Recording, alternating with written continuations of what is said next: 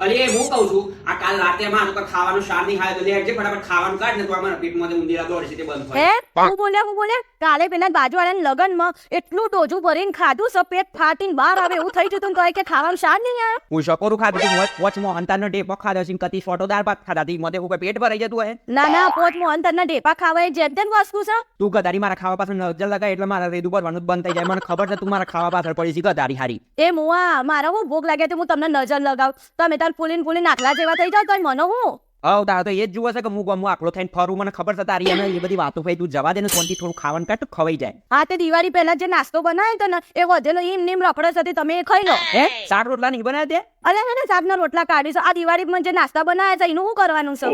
અરે રે હું કરવાનું આ કાળી ચૌદસના દાડાથી લઈ ત્યાં પોચા બધી જેટલું બનાવ્યું છે ને બધું ખાવાનું તેવાનું એ જ બધું આખો દાડો ખા કરવાનું એવું શી ખબર ખાવાનું તો કશું બનાવતું જ નહીં શાક રોટલો ને બધું હાથ ગધારું. અને એ આપણા ઘેર એકલા નહીં ચાલતું બધાના ઘરોમાં એ જ ચાલતું હોય જે દિવાળી નાસ્તો બનાવ્યો ને એ જ ચાલતું આખું વર્ષ તો અમે રોધીને થાકી ગયા હવે 10 દાડા તો શાંતિથી જપો. સારું છે ને નિંદારી આગળ હારી દિવાળી પહેલા જે પેલા ઘોઘરા ને બધું ચકડીઓ બકડીઓ બધું પડી જાય લાય તો આ રેદામાં થોડી ઠંડક પડે.